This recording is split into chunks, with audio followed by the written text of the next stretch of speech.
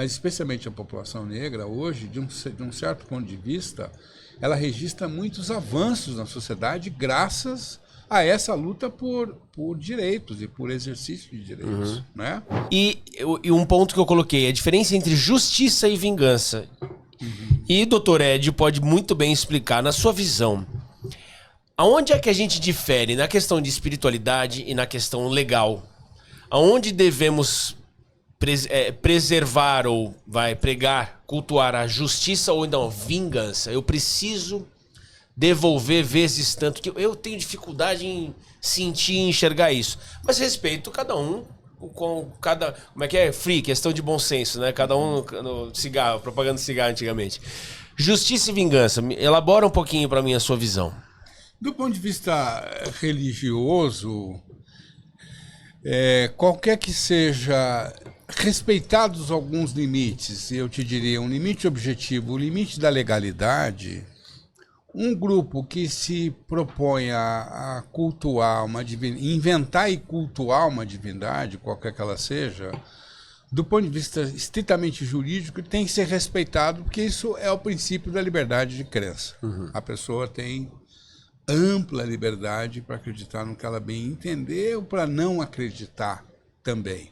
Qual é o limite? O limite é o limite de que você, no exercício da sua crença, e normalmente com as crenças vêm os cultos, né? Porque a crença numa divindade implica em que você deva render tributos a essa divindade, você reverencia essa divindade por meio do culto.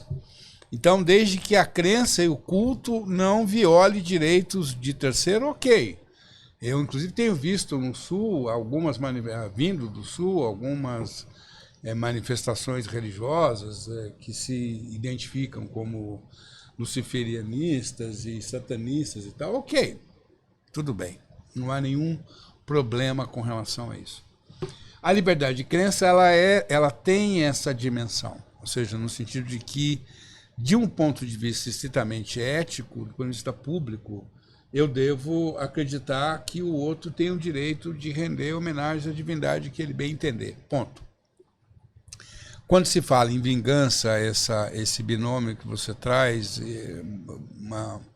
um apontamento intrigante, é de que não é razoável, de fato, que a gente lide com a ideia de justiça com as próprias mãos, né? Porque a questão é, nós entregamos a utopia das democracias, a utopia das sociedades contemporâneas, e, na verdade, eu diria que é um freio de arrumação contra a barbárie, e a barbárie vive nos rondando, né? A barbárie parece que está sempre ali à espreita para tomar espaço, é de que você entrega para o Estado esse poder de resolver conflitos. Isso é muito caro, essa ideia é muito cara. A ideia de que há limites, a ideia de que eu posso sair aqui na avenida e eu posso dirigir o meu carro e eu vou presumir que quem está dirigindo o meu carro do meu lado não está embriagado, ou de que eu não vou ser atacado, não é? A ideia de um pacto social mínimo que nos permita a todos viver com liberdade ou com algum grau de liberdade. Pelos limites impostos, Pelos inclusive. limites impostos. Então, isso significa que se eu entrego ao Estado esse poder, eu estou abdicando da ideia de que eu deva resolver os problemas com o outro, não é? A população negra tem muitas razões para acreditar, o povo preto, mas também o povo de terreiro, tem muitas razões para acreditar que nós não podemos abdicar da ideia de democracia, de justiça, de direito. De direito. A chance, eu vejo, que nós temos de fazer do Brasil uma democracia verdadeira, uma democracia que qualquer brasileiro seja respeitado na sua dignidade, tem a ver com nós mantermos o credo na democracia, na lei e no judiciário. E até como advogado seria um contrassenso eu dizer aqui no teu programa, Raul, que as pessoas devem abdicar do credo, devem renunciar ao credo na democracia e na justiça. Porque, apesar de tudo, a população preta brasileira e o povo de terreiro, mas especialmente a população negra, hoje, de um certo ponto de vista, ela registra muitos avanços na sociedade graças a essa luta por direitos e por exercício de direitos. Né? Você veja, por exemplo, as ações afirmativas, as cotas. As cotas impulsionaram uma legião de milhões de jovens negros à universidade, que estão tendo exatamente o mesmo desempenho que os demais, porque nunca ninguém reivindicou, Raul, que os alunos pretos fossem avaliados de forma diferente que os brancos em sala de aula. Nunca existiu isso aí. A ideia era democratizar o acesso. E dentro da sala de aula o cara tem que ter o mesmo desempenho que todo mundo. Claro. A avaliação tem que ser universal. O que os dados revelam que os alunos cotistas têm o mesmo desempenho, quando o desempenho não é superior. E por que eu digo que o desempenho é superior? Porque nenhum deles chega à universidade pública a bordo de carros importados, com segurança, com jeans de marca. Muitos deles chegam à universidade sem saber se terá recursos para as 3 refeições diárias que a Organização Mundial de Saúde recomenda. Esse cara é um vencedor, esse cara é um guerreiro. E ele acaba tendo o mesmo desempenho que os outros. Então, foi uma luta política que se transformou numa conquista jurídica e que está aí funcionando. Significa que a gente resolveu o problema do racismo? Não. Não significa. E para não me alongar mais, eu tenho dito o seguinte. Inclusive, essa semana, entre essa semana e semana passada, eu ouvi uma notícia no rádio de uma jovem num colégio particular de São Paulo. Sim. Essa jovem negra, ela se suicidou. Sim, atentou contra a vida. Atentou contra a vida. E a questão era ela estar sofrendo bullying na escola. E bullying de uma questão racial. Por ser uma mulher negra. Onde foi? Eu ouvi na rádio e o programa não deu o nome da escola. Não, mas foi aqui em São Paulo. Foi aqui em São Paulo, foi no Colégio Mackenzie. Meu Deus, aqui. Essa notícia essa é uma informação pública, viu, Raul? Lamentavelmente, uma menina de 15 anos sofrendo bullying e racismo em sala de aula. E quando essa notícia chegou para mim, eu fiquei muito chocado, porque eu sou advogado da família daquele menino, do aluno do Colégio Bandeirantes, que se suicidou, de fato, a caminho da escola. Meu Deus. Porque ela, felizmente, tentou, mas não consumou o suicídio.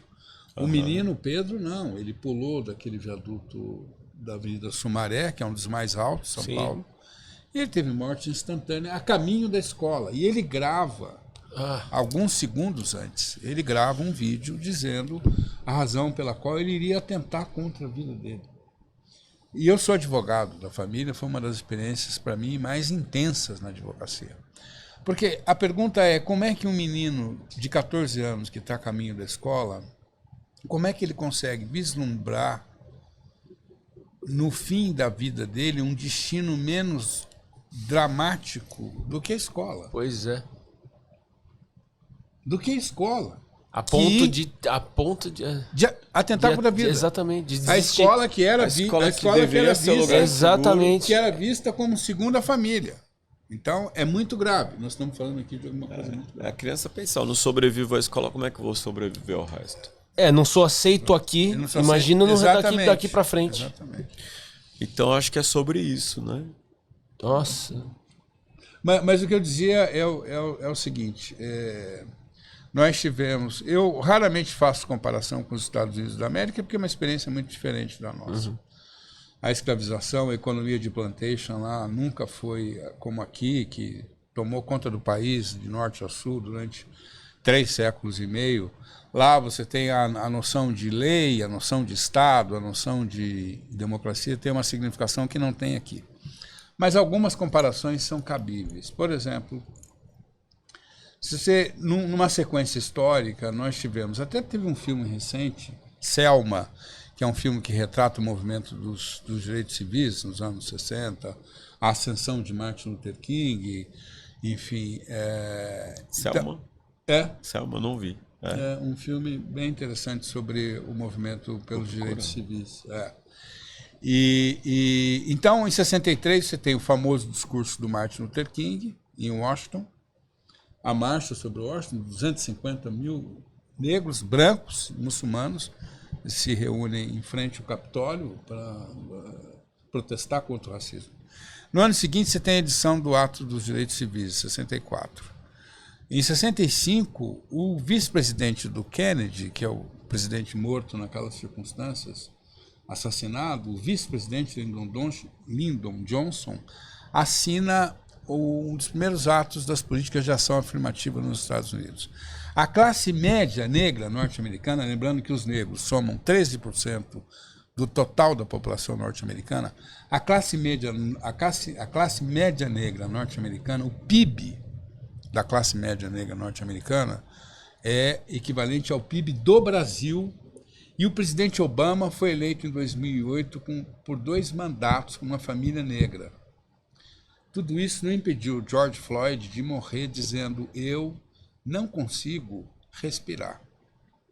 Então, você pode ter cota para preto, você pode ter presidente da República, você pode ter exercício de direitos, você pode ter igualação de direitos, e o germe do racismo vai continuar lá. Então, eu queria te dizer, nesse 3 de maio, que um dos grandes, de 2025, que um dos grandes desafios que a gente tem, ou seja, as pessoas que se preocupam com esse tema, é como é que a gente pauta o enfrentamento dos efeitos do racismo, mas também como é que a gente começa a pautar as causas do racismo. E a educação é um instrumento que toca nas causas do racismo, porque ela toca no sistema de valores. Muito.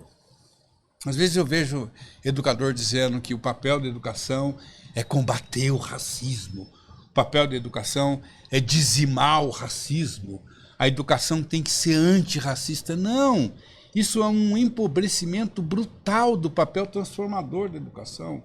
A educação pode preparar as pessoas para conviverem e valorizar a diversidade humana. Eu acho que esse é o papel mais relevante que a educação pode em todos os outros âmbitos, né? Porque vai tocar também o machismo, né? Exato. Vai tocar os outros tipos de preconceito, né? Então todos, né?